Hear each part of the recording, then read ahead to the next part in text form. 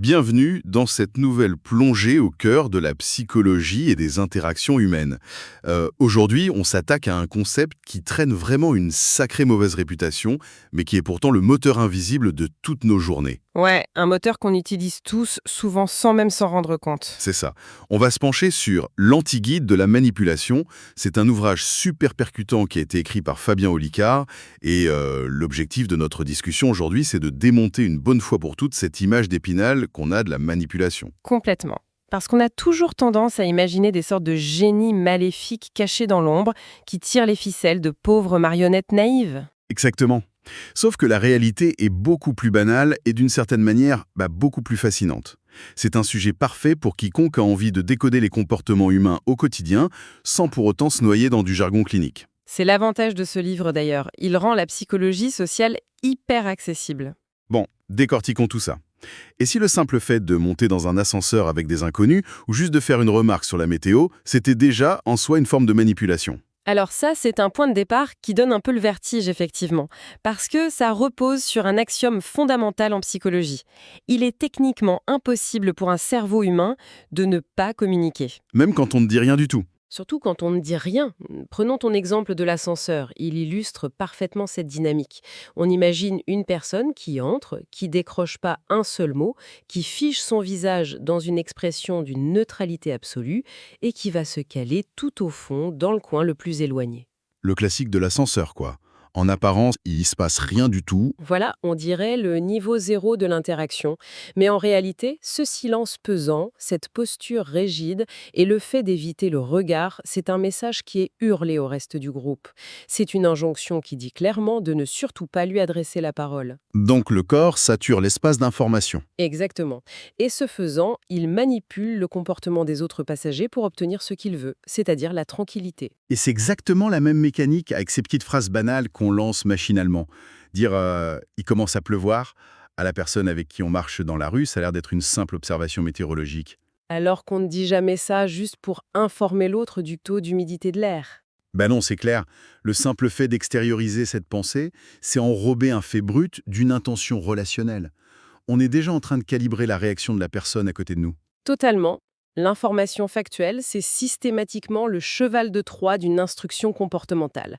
Dire qu'il pleut selon le ton de notre voix ou le rythme de nos pas, ça signifie implicitement qu'il faut accélérer ou bien ouvre ton parapluie et couvre-moi. Ou même l'inverse, du genre ton pillon continue à flâner. C'est ça. Le postulat d'Olicard, c'est qu'à partir du moment où l'on interagit, on est tous des manipulateurs en puissance. On optimise constamment notre communication pour modeler notre environnement et obtenir un résultat. C'est fascinant quand on y pense. Nos mots, nos silences, nos micro-expressions faciales, ce sont littéralement les touches d'un clavier ou les clics d'une souris que l'on utilise pour programmer une réaction chez l'autre.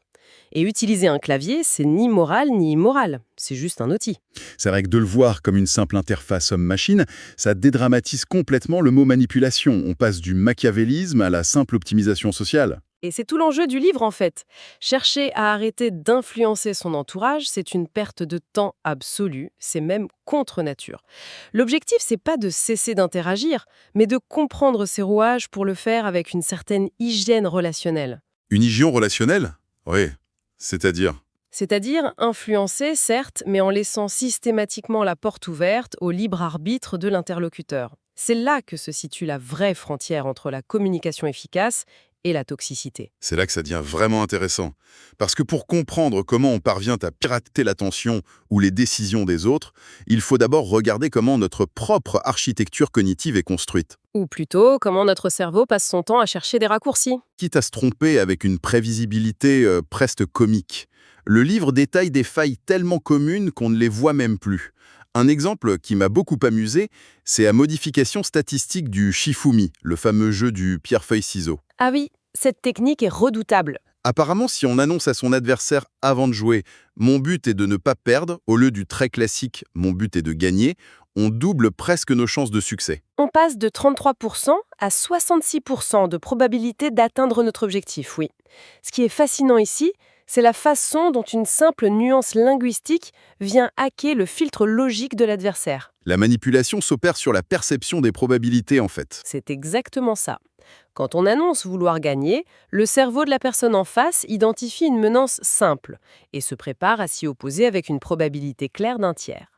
Mais en déclarant vouloir ne pas perdre, on élargit notre condition de victoire en y incluant secrètement le match nul. On s'arroge carrément 2 issues favorables sur 3. Et sous la pression du jeu, le cerveau de l'adversaire n'a pas la bande passante nécessaire pour analyser cette asymétrie.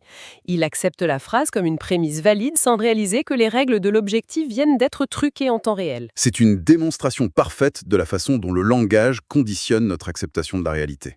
Et notre cerveau n'est pas seulement paresseux face au langage, il l'est aussi face au traitement des données brutes. Tu penses au calcul mental ? Oui, il y a cet exercice qu'on a tous vu passer un jour, mais dont la mécanique est brillante. On demande à quelqu'un de visualiser 1000, d'y ajouter 40, puis de rajouter 1000, puis 30, encore 1000, puis 20, un dernier 1000, et enfin d'ajouter 10. Et instinctivement, l'écrasante majorité des gens lâchent un 5000 triomphant. Alors qu'évidemment, 40 plus 30 plus 20 plus 10, ça fait 100, et le vrai total est de 4100. Mais c'est quand même super troublant de réaliser que notre cerveau, qui est capable de résoudre des problèmes d'une complexité folle, trébuche sur une banale retenue juste pour aller plus vite. C'est la conséquence directe de ce qu'on appelle le traitement heuristique. Notre cerveau est une machine à anticiper et à économiser de l'énergie. Il va au plus court. Et c'est là qui bug. Au lieu de glisser la retenue proprement sur la colonne des centaines pour faire 4100, la hâte cognitive fait basculer la retenue directement sur la colonne des milliers. Le 4 devient 5 par pure illusion de fluidité.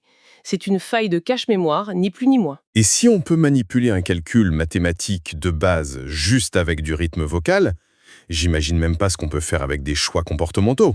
C'est infini. Et ça s'implique aussi aux choix multiples. Justement, parlons des choix. Il y a l'exemple des 4 chevaux, ou plus globalement, notre rapport aux options qui nous sont présentées. Quand on met face à quelqu'un une liste de 4 options qui sont totalement équivalentes, la grande majorité va converger vers la 3e. C'est presque automatique. C'est le biais de tendance centrale mélangé à notre besoin viscéral de nous sentir libres. Comment ça fonctionne exactement alors ? Face à une liste arbitraire, le cerveau élimine d'emblée les extrêmes. La première option lui semble trop évidente, presque imposée, et la dernière ressemble à un choix par défaut, un aveu de paresse. Il reste donc les options du milieu. D'accord, donc la 2 ou la 3. Pour maximiser cette sensation de libre arbitre illusoire, le cerveau va chercher l'option qui lui paraît la plus éloignée de l'évidence initiale de la liste, donc la 3e. Les publicitaires, les sondeurs et les créateurs d'interfaces numériques utilisent cette cartographie mentale en permanence pour positionner exactement l'option qu'ils veulent voir choisie. Mais là où notre cerveau est peut-être le plus vulnérable, c'est quand son ego entre en jeu. On connaît tous l'effet Barnum, celui qui fait la fortune de l'astrologie ou des tests de personnalité un peu douteux sur Internet. L'effet forêt, oui. Ce qui est frappant dans le livre, c'est pas tant le fait que ça marche, c'est vraiment la profondeur de notre aveuglement. On se souvient de l'expérience du psychologue Forêt. Il donne un test de personnalité bidon à ses étudiants, il leur rend un profil prétendument ultra personnalisé et les étudiants lui collent une note de pertinence de 4,26 sur 5. C'est énorme comme score. Alors que tout le monde avait reçu exactement le même texte hyper flou, copié d'un magazine en kiosque. La mécanique de l'effet forêt, c'est vraiment un chef-d'œuvre de biais de confirmation. Le cerveau humain déteste le vide et le chaos. Il a un besoin irrépressible de trouver du sens, surtout quand ça le concerne directement. Il faut que ça parle de nous. C'est ça. Face à un texte composé de déclarations vagues et universelles comme vous avez souvent des doutes sur vos décisions » ou « vous cachez une grande sensibilité sous une carapace », le cerveau va piocher dans ses propres souvenirs pour valider l'affirmation. On fait le tri nous-mêmes, en fait. On ignore activement les phrases qui tombent à côté et on surévalue les coïncidences. En fin de compte, c'est pas le texte qui est précis. C'est l'individu qui fait tout le travail d'adaptation psychologique pour que le texte lui corresponde. C'est de l'auto-manipulation assistée. C'est fou de voir comment on s'auto-manipule par pur ego. Mais ce mécanisme de défense, cet aveuglement volontaire pour protéger notre identité, c'est exactement ce qui nourrit un autre phénomène dont parle l'auteur, l'ultracrépidarianisme. Ah, ce mot est incroyable. Ouais, un mot parfait pour décrire les gens qui s'expriment avec une certitude absolue sur des sujets auxquels ils ne comprennent absolument rien. Olicard utilise l'exemple du déploiement de la 5G. C'était flagrant à l'époque. Sur les plateaux télé ou dans les repas de famille, les gens se déchiraient avec une passion viscérale. Mais Si on arrêtait le débat pour demander à n'importe lequel des intervenants de dessiner le schéma technique d'une onde millimétrique, la salle se viderait en 3 secondes chrono. L'ultracrépidarianisme est une armure sociale. Éthologiquement, admettre son ignorance dans un groupe a longtemps été perçu, à tort bien sûr, comme une baisse de statut, une vulnérabilité. Donc, moins une personne maîtrise un sujet complexe, plus elle va compenser ce vide intellectuel par une intensité émotionnelle et une assurance de façade. C'est l'effet Dunning-Kruger appliqué au débat public, quoi. Tout à fait. Le véritable danger, c'est que notre cerveau est programmé pour suivre la confiance plutôt que la compétence. Si quelqu'un affirme une absurdité technologique avec un aplomb d'acier, une grande partie de l'auditoire va lui accorder du crédit simplement parce que l'assurance est contagieuse. Et comment on se protège de ça? La parade contre ça, et contre la manipulation en général, c'est de normaliser le fait de dire « je ne sais pas ». C'est un acte de rébellion cognitive très puissant. Alors, qu'est-ce que ça veut dire au fond? Que notre ego et nos raccourcis mentaux sont nos pires ennemis. Et cette vulnérabilité intérieure, c'est ce qui nous rend si facilement manipulables quand on fait face à des dynamiques relationnelles toxiques. Exactement. Et c'est là qu'on aborde les conflits humains. Le livre s'attarde longuement sur un modèle absolument fondamental, le fameux triangle de Karpman. Je pense qu'on a tous été piégés là-dedans à un moment ou à un autre. Oh oui, le triangle dramatique de Karpman, c'est un peu la matrice des relations dysfonctionnelles. C'est un jeu psychologique systémique, souvent très inconscient, qui requiert 3 rôles pour fonctionner. La victime, le persécuteur et le sauveur. Et ce ne sont pas des traits de personnalité figés, on est bien d'accord. Non, pas du tout. Ce sont des postures que l'on adopte de façon temporaire pour obtenir des bénéfices émotionnels cachés, ce que l'on appelle des timbres en analyse transactionnelle. Des bénéfices cachés, même pour la victime. C'est super contre-intuitif. On se dit souvent que la victime subit et qu'elle aimerait juste s'en sortir. Et c'est là toute la subtilité de ce modèle. La posture de la victime dans ce triangle, ce n'est pas celle d'une vraie victime d'un accident, par exemple, c'est une victime professionnelle, qui se plaint en permanence de l'injustice du monde ou de son patron persécuteur, mais qui repousse ou sabote systématiquement toutes les solutions qu'on lui propose. Ah, je vois très bien le genre. Et quel est son bénéfice à faire ça? Son bénéfice caché, c'est qu'elle évite de prendre la responsabilité de sa propre vie. Elle attire l'attention en forçant l'entourage à s'apitoyer. Et c'est là qu'intervient le sauveur, qui se précipite pour l'aider, souvent sans qu'on lui ait rien demandé de précis. Le sauveur a aussi un bénéfice caché, du coup. Souvent dans la domination un moyen d'évacuer ses propres insécurités. Et le pire, c'est que ça tourne en boucle. Le sauveur s'épuise à aider la victime qui ne change rien, finit par s'énerver, devient persécuteur. La victime se sent attaquée, et le cycle recommence. C'est une vraie machine à générer du drame artificiel. Comment on coupe le courant de cette machine? En refusant d'endosser au costume qu'on nous tend. Si on comprend l'architecture de ce jeu, on peut basculer vers ce qu'on appelle le triangle vertueux, en inversant les polarités. Concrètement, ça donne quoi? Si quelqu'un vient vers vous en pleurnichant sur une situation sans demander d'aide claire pour vous forcer à faire le travail à sa place, refusez le rôle du sauveur. Adoptez la posture du coach. Le coach écoute, fait preuve d'empathie, mais il pose une question redoutable. C'est compliqué en effet. Qu'est-ce que tu comptes faire pour régler ça, Sam? On remet la balle dans son camp. On remet la responsabilité chez l'autre. La victime est alors forcée de muter en créateur de solutions ou d'aller chercher un autre sauveur ailleurs. De même, le persécuteur peut utiliser son énergie de façon constructive en devenant un challenger, quelqu'un qui fixe des objectifs exigeants mais qui donne les moyens de les atteindre, sans jamais attaquer la personne. C'est un recadrage brillant. Et d'ailleurs, en parlant de recadrage, Olicard propose des outils d'autodéfense verbale qui sont d'une efficacité chirurgicale, surtout pour désamorcer les manipulateurs au bureau. Tu penses à la technique du perroquet? Oui, ce qu'ils appellent le perroquet qui demande. L'idée est tellement simple qu'elle en devient géniale. Mettons en scène le grand classique. Vous êtes sous l'eau, il est 17h30 et un collègue débarque avec un dossier urgent qui ne vous concernait pas du tout, en exigeant que vous le traitiez à sa place pour le lendemain parce qu'il n'a pas le temps. Le réflexe naturel dans cette situation, c'est l'activation de l'amygdale. On panique, on se sent agressé, on commence à se justifier sur notre propre emploi du temps ou on monte dans les tours. Et c'est exactement ce que le manipulateur attend. Il veut créer un débat, une négociation d'urgence. La technique du perroquet court-circuite tout ça. Il s'agit de répéter la demande abusive, mot pour mot ou presque, sous la forme d'une question fermée, sans aucune justification de votre part. Donc On le regarde et on dit juste « T'es en train de me demander de finir le dossier de la compta ce soir à ta place. Parce que toi, tu as pris du retard, c'est bien ça. » C'est ça. Mais attends, est-ce que ça ne risque pas de braquer complètement la personne en face? Répéter la question d'un collègue stressé, ça peut vite être perçu comme de l'arrogance ou de la passivité agressive, non? Cela soulève une question importante. Et tout réside effectivement dans le calibrage de l'attitude. La clé absolue de cette technique, c'est la neutralité du ton. Il ne faut aucune ironie, aucun sarcasme, aucun soupir exaspéré. C'est une observation purement clinique. Et pourquoi ça fonctionne sur le plan neurologique? Parce que les manipulateurs comptent sur le flou ou sur la pression de l'urgence émotionnelle. En renvoyant la question brute, tel un miroir acoustique, on force le cortex préfrontal de l'interlocuteur à traiter rationnellement sa propre requête. Soudain, l'égoïsme ou l'absurdité de la demande s'affiche en haute définition. C'est lui qui doit assumer le ridicule de la situation. Voilà. Soit il bégaye et bat en retraite, soit il répond oui, et là, il a formellement reconnu l'abus, ce qui vous donne un terrain parfaitement clair pour répondre un non ferme et serein. C'est l'art de laisser l'autre s'enferrer dans son propre piège. Mais le livre nous invite aussi à balayer devant notre propre porte. Parce qu'on pratique tous des micromanipulations toxiques sans même s'en rendre compte, notamment avec ce qu'il appelle les requêtes indirectes. Ah oui, on est tous coupables de ça. L'exemple de la sonnette est un classique indémodable. Quelqu'un sonne à la porte et au lieu de dire à la personne à côté de nous « Est-ce que tu peux aller ouvrir s'il te plaît ?», on lance un vague « Quelqu'un a sonné » en regardant le plafond. C'est un grand classique de l'économie des forces sociales. Derrière ce qui ressemble à un simple partage d'informations auditives se cache un refus de s'engager. Poser une question directe implique un coût transactionnel, on se place en position de demandeur, on devient redevable et on s'expose au risque que l'autre réponde non.